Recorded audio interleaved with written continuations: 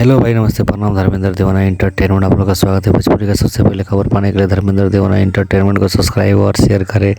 देखिए, power star Pawan Singh एक नई गाड़ी लेने वाले हैं। ठीक है, पावर स्टार पवन सिंह का ये गाड़ी का नाम होगा टोयोटा फॉर्च्यूनर लेजेंडर।